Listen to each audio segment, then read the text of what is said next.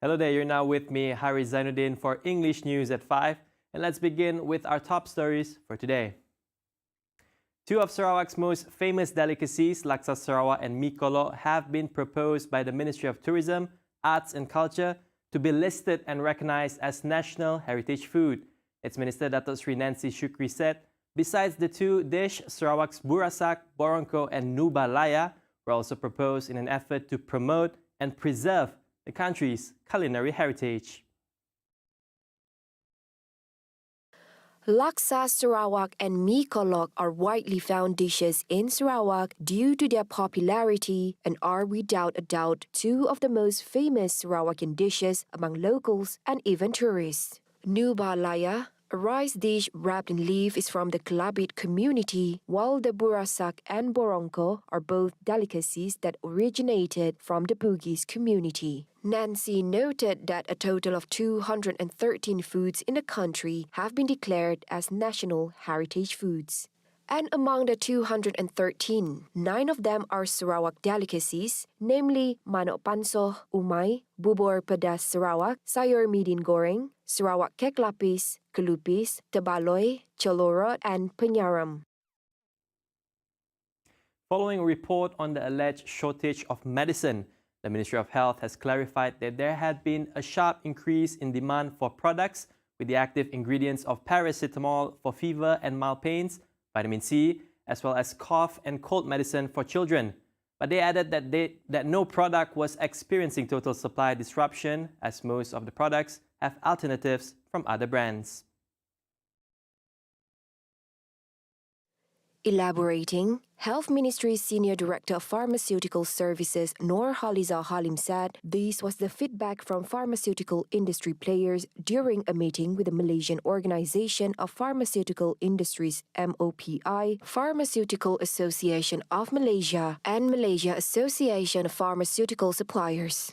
Adding to that, she said manufacturers have also increased their production capacity to meet the high demands. The ministry was seeking feedback from the industry on the actual status of the supply of medicines produced in Malaysia or imported, as well as related issues.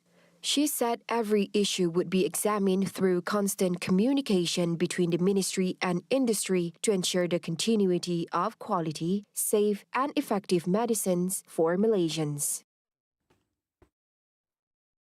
Meanwhile, on a related matter, the Malaysian Medical Association MMA has advised the public not to resort to panic buying of medicines in light of the recent shortage of certain medications in the market. MMA said the panic buying had been happening since countries started emerging from COVID-19 lockdowns and resumed economic activities. Apart from the resumption of economic activities after lockdowns, MMA President Dr. Koh Kar Chai said the unprecedented demand for common medications brought on by the high incidence rate of the Omicron variant had caught pharmaceutical manufacturers and distributors off guard. Orang ramai diminta supaya jangan panik dan membeli ubat-ubatan semata-mata untuk disimpan sebab takut kekurangan ubat. Belilah apa saja ubat yang memang diperlukan supaya situasi kekurangan ubat tidak diburukkan lagi. Koh said the pharmaceutical industry had responded to the surge in demand by placing higher orders for products from manufacturers overseas. However, as the shortage was a worldwide problem, imports of both finished products as well as raw materials had been affected. Local manufacturers scrambled to increase their manufacturing capacities, which were also dependent on raw materials sourced from other countries, and their capacity to ramp up production. Selain dari kekurangan ubat yang diimport dari luar negara, kilang-kilang ubat di Malaysia juga kekurangan bahan-bahan mentah yang diperlu untuk membuat ubat-ubatan. Lagipun ada kemungkinan yang pembekalan dan permintaan ubat tidak sepadan. Kami berharap bahawa situasi ini akan dapat dibetulkan dalam masa yang singkat.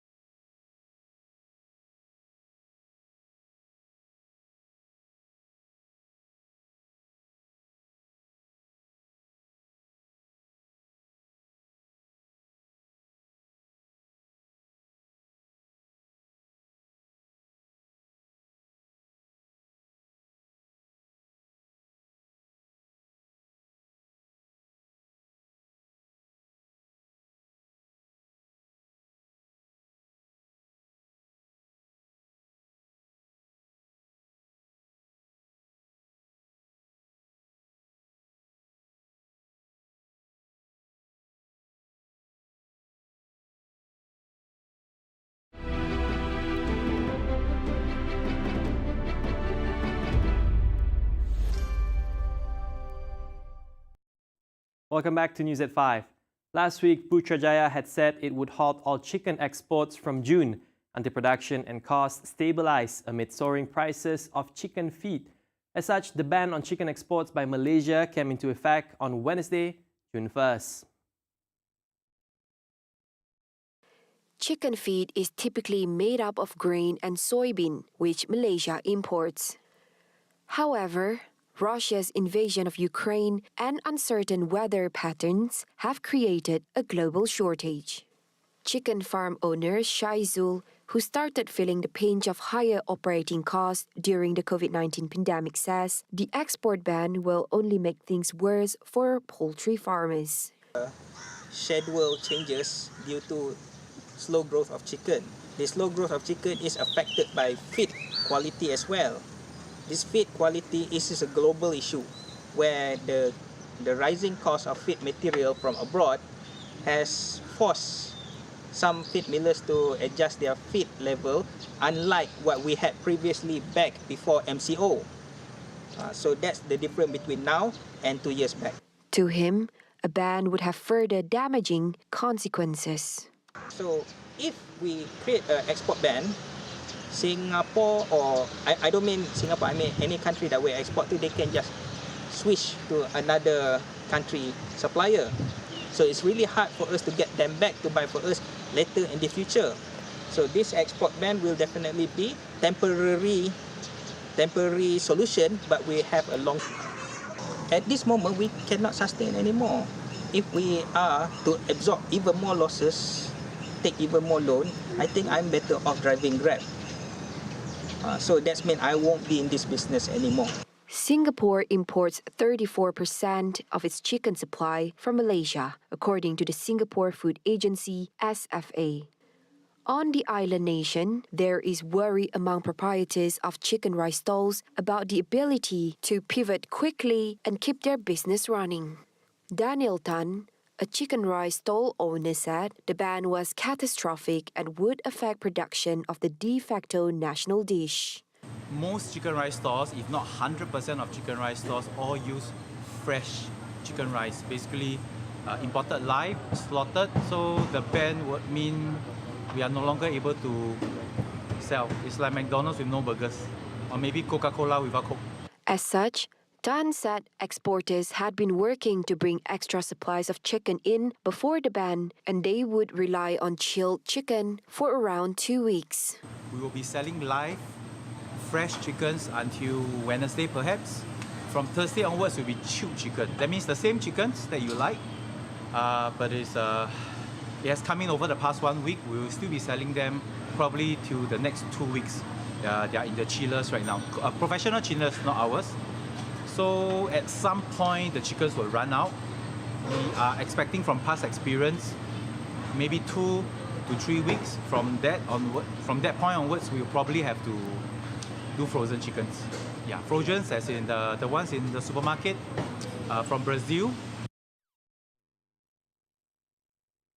Malaysia's export prices in April 2022 remained steady, with an increase of 1.1% in March 2022. Now, the Department of Statistics Malaysia, DOSM, also said the Import Unit Value Index registered an increase of 2.4%, outpacing the Export Unit Value Index, resulting in a 1.4% drop in Malaysia's terms of trade.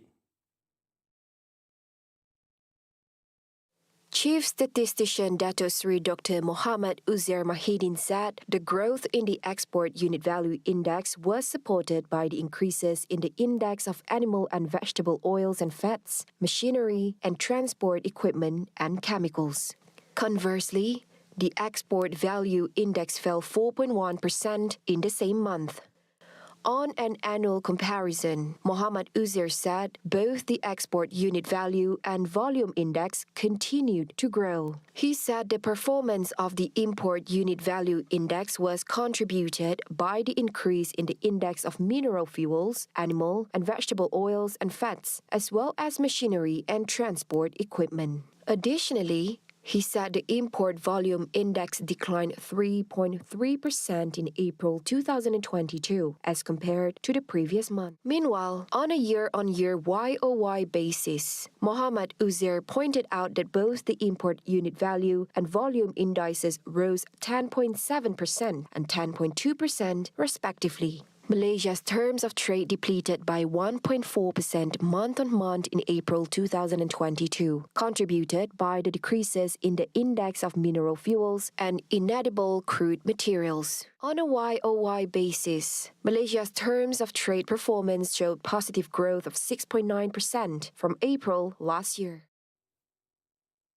Now wrapping up the 5 p.m. news, Real Madrid have agreed to sign German international defender Antonio Rudiger on a free transfer, with his contract with Premier League club Chelsea expiring. Centre-back Rudiger will be at Real Madrid for the next 4 seasons, the La Liga champion said, adding that a presentation ceremony will be held for him on June 20th. The 29-year-old was a key player for Chelsea since joining the club from Italian side AS Roma in 2017, with Chelsea describing Rudiger as one of the most passionate characters to represent the club in recent memory. Rudiger played more than 200 times in all competitions for Chelsea and won the Champions League, Europa League, FA Cup, UEFA Super Cup, and Club World Cup with the London club. He also has 50 international caps for Germany since making his debut in 2014. And that is all for TVS News at 5. Now stay up to date with the top stories via our website at TVSTVMY and follow our social media platforms for the latest news and entertainment. Once again, I'm Zainuddin. It's been a pleasure.